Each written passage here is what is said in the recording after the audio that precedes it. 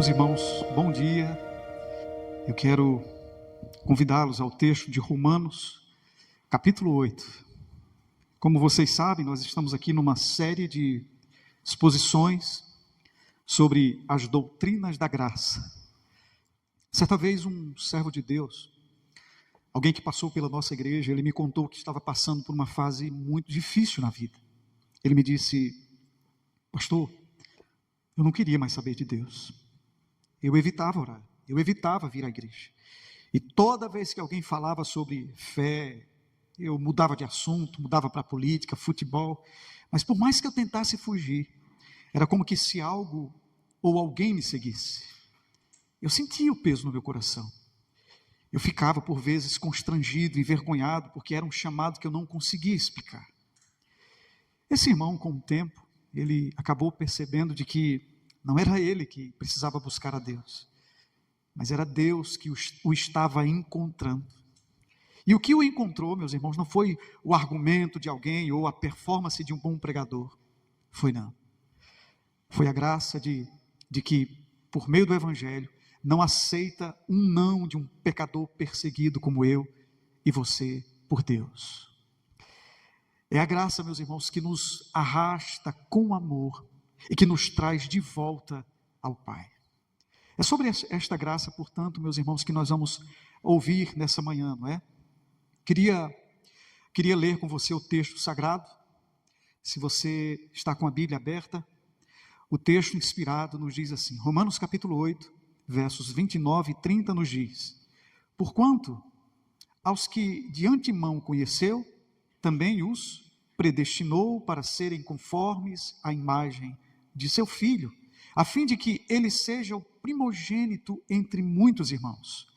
Vamos juntos o verso 30?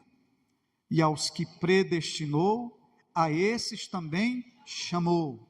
E aos que chamou, a esses também justificou.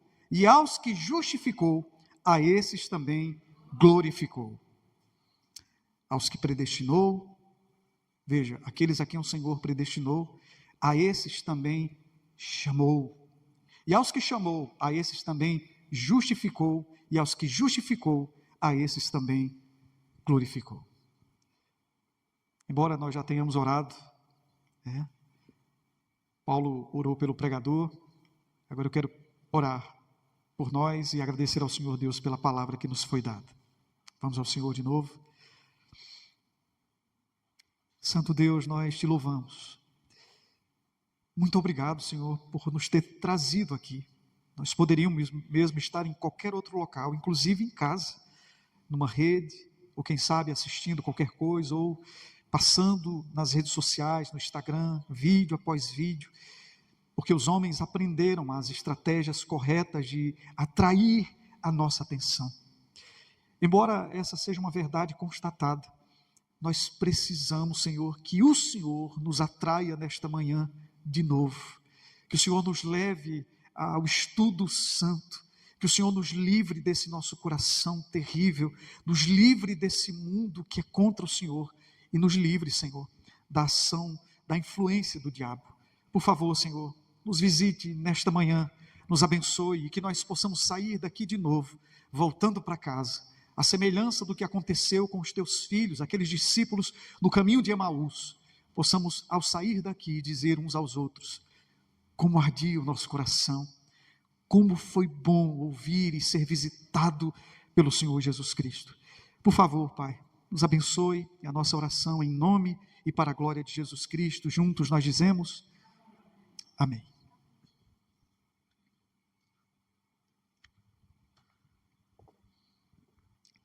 Meus irmãos, hoje nós estamos aqui de novo, para justamente podermos estudarmos mais um desses temas preciosos da fé cristã. Nós já temos partilhado aqui, essa série de mensagens sobre a salvação. E nós vimos, meus irmãos, em primeiro lugar, sobre a depravação total ou a inabilidade total do homem de vir a Deus. Ele não consegue buscar a Deus por si só. Uma vez que ele está cego, ele está morto em seus delitos e pecados. E nessa situação, meus irmãos, a menos que o Senhor Deus buscasse o homem, a não ser que o Senhor Deus atraísse o homem com cordas de amor, e aí, todos nós, meus irmãos, se não fosse Deus, nós não estávamos aqui, porque nós éramos escravos da carne, do mundo, e escravos do diabo. Nós estávamos debaixo da ira de Deus, mas Deus então, meus irmãos, Ele nos arrancou do império das trevas, Ele nos tirou da sepultura espiritual e nos deu vida juntamente com Cristo. A segunda mensagem que nós ouvimos foi sobre a eleição incondicional, ou seja, a soberania de Deus na salvação por nós. Nós vimos, meus irmãos, que não fomos nós que escolhemos a Deus, foi Deus que nos escolheu. Não fomos nós quem amamos a Deus primeiro, mas foi Deus que nos amou primeiro, e aí nós respondemos a este amor, não é? Tendo em vista, meus irmãos, de que foi o próprio Deus que operou e que opera em nós tanto querer quanto realizar. Nós vimos que essa eleição é eterna, é em Cristo, e que essa eleição tem um propósito, tem o propósito de vivermos uma vida santa e irrepreensível. Nós vimos também, meus irmãos, que o mesmo Deus que elege os fins, também elege os meios, porque Deus nos escolheu em Cristo desde o princípio para a salvação mediante a fé no Evangelho e a santificação do Espírito. E ainda nós vimos que a eleição, longe de nos levar, meus irmãos, uma vida de relaxamento, nos leva a uma vida de quebrantamento, de dependência de Deus. Lembram-se disso? Nós ouvimos, meus irmãos, que nós somos animados a viver uma vida missional, porque Deus, tendo nos escolhidos, Ele nos deu a ordem: fala e não te cales, porque eu tenho muito povo nesta cidade. Foi justamente a palavra de Deus a Paulo lá em Corinto, não é? Também, meus irmãos, nós vimos na mensagem passada sobre a expiação limitada, ou seja, Cristo, Ele não somente morreu para possibilitar a salvação, mas para efetivar a salvação. Isso porque a salvação, ela é vicária, ou seja, ela é substitutiva. Cristo morreu em nosso lugar, Ele morreu em nosso favor, de maneira, Branca, que o castigo que deveria cair sobre nós, caiu sobre Ele. A Bíblia diz que por suas pisaduras nós fomos sarados. Isso de tal forma que Ele bebeu o cálice da ira de Deus, que nós é que deveríamos beber. E Ele sofreu as penalidades que nós deveríamos sofrer. E Ele morreu a morte que nós deveríamos morrer. De tal forma, meus irmãos, porque Ele morreu, nós somos justificados. Agora nós estamos quites com a lei de Deus e com a justiça de Deus. Amém, amém? E agora nós vamos analisar, meus irmãos, o quarto ponto, aquilo que chamam de os 5 pontos do calvinismo, né? É a graça irresistível de Deus. Isso significa, meus irmãos, que aqueles a quem Deus predestinou, a estes também Deus chamou. E existem 2 chamados, irmãos, um chamado externo e um chamado interno. Um chamado que é geral e um outro que é específico, um que é um chamado para os nossos ouvidos e um outro para o nosso coração. Isso significa que sim, muitos são chamados, poucos escolhidos. Jesus disse: as minhas ovelhas ouvem a minha voz e elas me seguem. A Bíblia diz que a voz de Deus, ela é poderosa. A voz de Deus faz tremer o deserto. A voz de Deus despedaça o cedro do Líbano. A voz de Deus despede chamas de fogo. Ou seja, a voz de Deus, ela é irresistível. Mas a grande pergunta é: será que aqueles a quem Deus escolheu desde a eternidade, porque em Cristo morreu na cruz do Calvário, será que estes agora podem resistir a esta graça de Deus?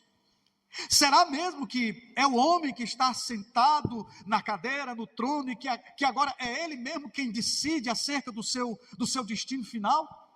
Será mesmo que é este homem que tem essa competência e tem esse poder, meus irmãos, de definir a situação da sua salvação? Será mesmo que Deus é impotente, meus irmãos, para aplicar essa redenção no coração de um pecador? Um pecador que estava morto, a quem Deus ressuscitou, por quem Cristo morreu, e a quem Deus aplicou a obra da redenção, justificando, perdoando os seus pecados, declarando inocente, quites com a lei e com a justiça? É o que nós vamos entender, meus irmãos, porque A graça de Deus é irresistível. Por quê? Porque Deus, Ele muda as disposições íntimas do nosso coração.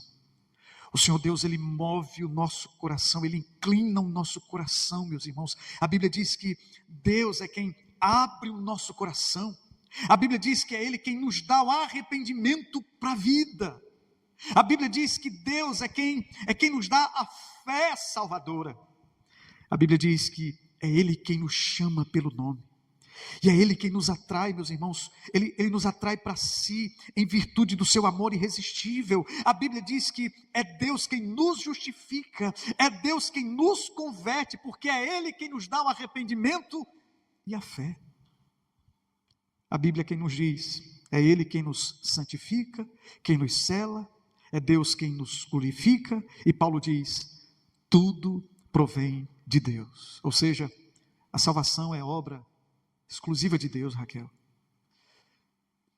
De tal forma, meus irmãos, de que não faria sentido, de Deus nos escolher, Cristo morrer na cruz, e agora o projeto de Deus ficar meio que frustrado, porque Deus seria meio que incompetente, impotente para aplicar essa obra no nosso coração, que agora é o homem que vai decidir. Mas aí você pensa, mas não sou eu que decido mesmo? A Bíblia não diz, arrependei-vos e crede no Evangelho? Então sou eu que tomo a decisão. É verdade em um aspecto, irmãos. A Bíblia diz que a doutrina da soberania de Deus e da responsabilidade humana são duas paralelas que caminham juntas, ou seja, de tal forma que é Deus que opera em nós, tanto querer quanto realizar. E quando nós respondemos ao chamado de Deus, na verdade, meus irmãos, é porque Deus já agiu em nós, para que nós pudéssemos e possamos agora responder à mensagem dele, não é? Até porque, meus irmãos, antes de Deus nos despertar para a vida, nós estávamos mesmo mortos, e um corpo morto, ele não reage, ele não toma decisão alguma diante de Deus. Se o Senhor não nos trouxer a vida, se o Senhor Deus não nos der a fé salvadora, se Ele não nos convencer do nosso pecado, abrindo o nosso coração e nos atrai para Ele, estamos perdidos, gente. É Deus quem tira o nosso coração de pedra e nos dá um coração sensível de carne. É o Senhor quem tira os nossos ouvidos tapados para que nós possamos ouvir a sua voz que nos chama, vinde a mim. Eu me lembro de Jacó, por exemplo, irmãos. Diz a Bíblia que Jacó no Val de Jaboque, não é? Depois de tantos anos, fugindo de Deus, vivendo numa casa que serviam a Deus, mas diz a Bíblia, irmãos, que naquele momento o próprio Senhor Deus, lá em Gênesis capítulo 22, diz que ele luta, não é? Ele luta com Deus. Jacó mede força com força, mas até o momento, meus irmãos, em que Deus, o Senhor Deus, ele toca ali na articulação da coxa dele, e diz que nesse momento então, Jacó se agarra a Deus e diz, eu não te deixarei ir se o Senhor não me abençoar. E naquele momento diz a Bíblia, meus irmãos, que Jacó, portanto, ele vê a Deus, ele se encontra com Deus, e ali ele é salvo por Deus, porque a graça de Deus, ela é irresistível, meus irmãos. Eu olho ainda a história de Saulo de Tarso, lembram dele? Inimigo do cristianismo, fariseu zeloso, era um cabra guardador das tradições judaicas, e ele colocou como propósito na vida, perseguir a igreja. Era como que um boi indomável. Era um homem, meus irmãos, que respirava ameaças contra a igreja, era um homem que perseguia a religião do caminho, era um homem que se levantou contra o nome de Cristo, que entrava nas reuniões dos irmãos, que arrastava esses crentes, arrastava no chão. Era um homem, meus irmãos, que forçava o povo a blasfemar, e era um homem que dava o voto para degolar os crentes. Era um homem que devastava a igreja de Deus, até que o Senhor se manifesta para ele, irresistivelmente, faz com que ele caia no chão.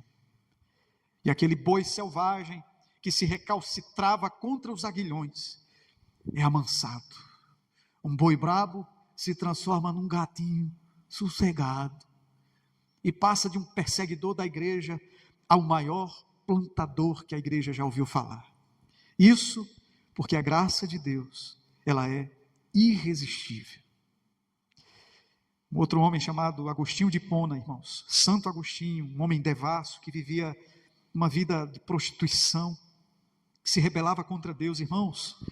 A história conta que esse homem, que foi alvo das orações de sua mãe por 30 anos, houve um momento em que ele não resistiu ao chamado de Deus, quando ele lê Romanos 13, o Espírito Santo toca o seu coração e ele se rende aos pés de Jesus, porque a graça de Deus é irresistível. Hernandes Dias Lopes conta a história de um homem que entrou no seu gabinete, dizendo: pastor, um dia, no último domingo eu entrei aqui na sua igreja, mas não era para cultuar não. Eu era um traficante, eu vi muitos carros no estacionamento, enquanto eu estava escolhendo o carro que eu deveria arrombar, de repente eu fui atraído por uma música que vinha de dentro da igreja, e eu, do jeito que estava, com um revólver na cintura, eu entrei num templo, e quando eu entrei, eu fui tomado por uma profunda convicção de pecado. O poder do evangelho entrou no meu coração, eu caí em prantos naquele momento, e naquela noite, meu pastor, Deus mudou a minha vida. E eu voltei para casa chorando, e minha esposa perguntou: o que foi que fizeram com você? O que foi que fizeram com você? E ele disse: não, filha, ninguém me fez nada não, mas aquele homem que você conhecia até ontem morreu. Hoje eu sou uma nova criatura. Eu quero dizer para você que o Senhor Deus, Ele chama, e Ele chama irresistivelmente, irmãos. Eu me lembro que houve um momento, e você deve lembrar de que você leu um trecho da Bíblia, quem sabe escutou um sermão, alguém dividiu a vida com você, quando seus olhos foram abertos, e ali você se dobrou aos pés do Senhor. Lembram-se? Isso porque a graça de Deus, Branca, ela é irresistível, irmãos. E é tão bom saber disso, meus irmãos, porque, na verdade, toda a salvação é obra de Deus, meus irmãos. Não há lugar nenhum para soberba do homem, não, gente. Para dizer: não, eu só me converti porque eu vim para a igreja. Não, gente. Esse Deus que planejou a vinda de Cristo ao mundo, que mandou o seu Filho ao mundo para morrer neste mundo, para morrer em nosso lugar e em nosso favor. Esse Deus que mandou o Espírito Santo para vir ao mundo e para nos convencer do pecado e da justiça, Ele é todo poderoso, gente. E Ele é absolutamente eficaz para completar esta obra que Ele começou nas nossas vidas, desde que nós tivemos os olhos abertos. E vai continuar até que Jesus volte. Amém, amém? Talvez você possa, de alguma maneira, resistir algum tempo, não é? Talvez você possa endurecer o seu coração, como fez por algum tempo, né? Como fez tantos homens de Deus na Bíblia. Mas se você é um escolhido de Deus, vai chegar um dia em que haverá um dia em que o Senhor Deus vai arrastar você com cordas de amor.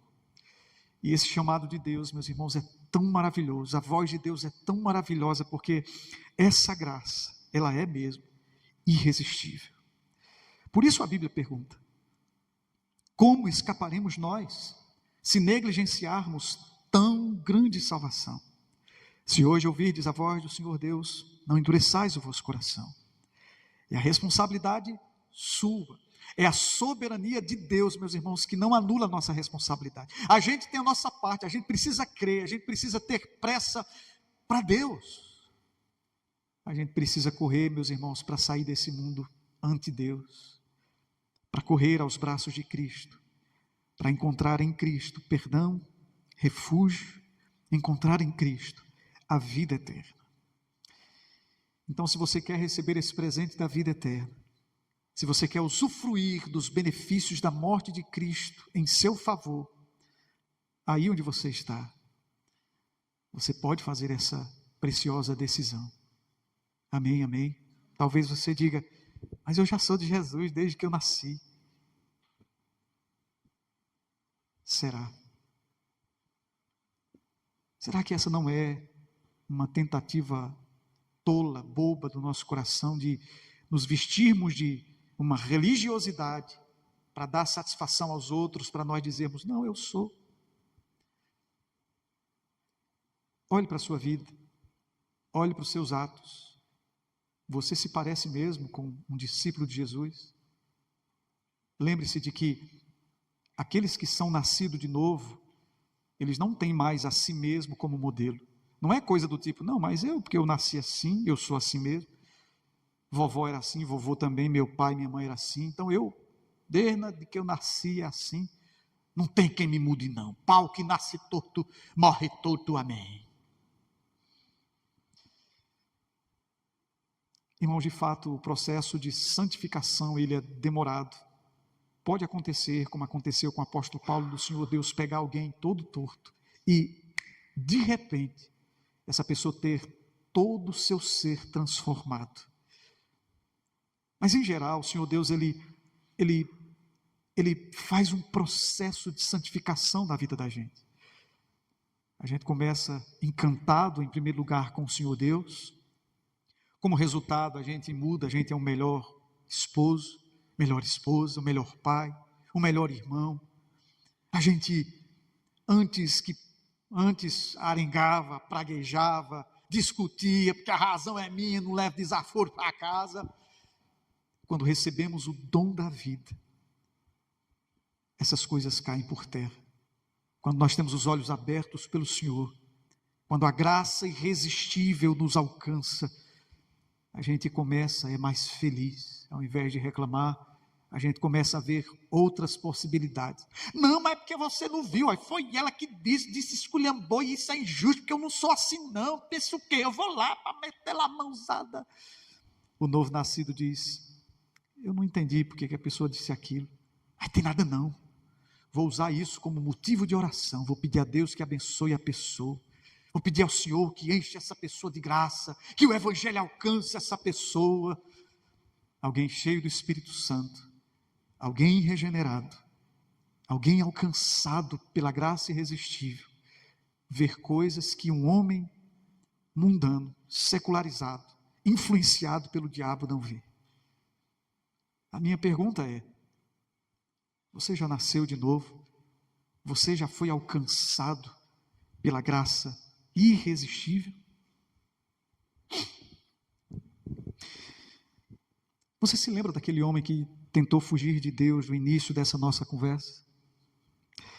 Talvez de alguma maneira, meus irmãos, essa também seja a sua história também, não é? Quem sabe você ande resistindo, lutando, quem sabe você anda se escondendo. Lembra de Adão? Onde estás, Adão? Não, Senhor, porque eu estava nu.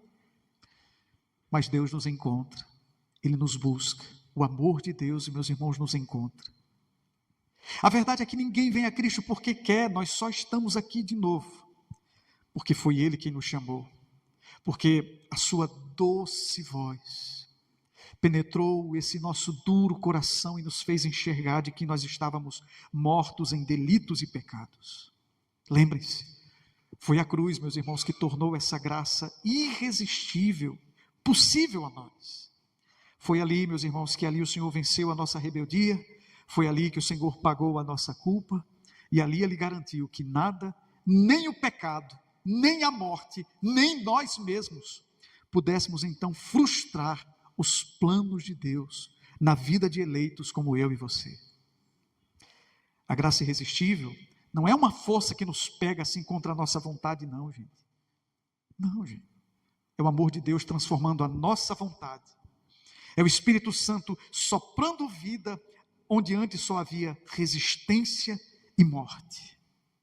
E se hoje você crê, e se hoje você percebe fé no seu coração, veja, isso não é porque o pregador foi eloquente, porque você teve uma disposição melhor, não, é porque eu me esforcei hoje para ler melhor a Bíblia. Foi não. Isso foi a graça de Deus que alcançou você. Ela te buscou. Essa mesma graça te convenceu e essa mesma graça está aqui lhe convidando, lhe chamando para lhe salvar.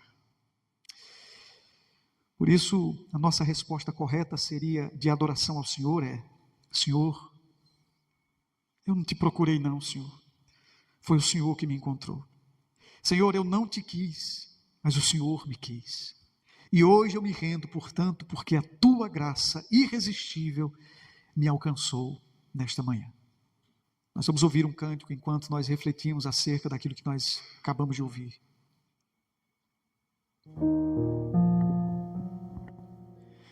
Ele não tinha motivos nem razões para me aceitar. Em mim não havia nada que pudesse o agradar. Pecador por natureza, sempre inclinado ao mal, mesmo assim me aceitou. Sua graça me deu vida, quando morto eu estava, em ofensas e pecados, seu conselho assim o quis. Sua escolha soberana me elegeu na eternidade, e por isso estou aqui. Fui escolhido antes que houvesse a luz. Fui escolhido de uma forma sem igual. É dom de Deus, isto não provém de mim. Foi Ele quem assim o quis. Me predestinou e em seguida me chamou. E ao me chamar também me justificou. Me justificando, me glorificou. Não fui eu, foi o Senhor.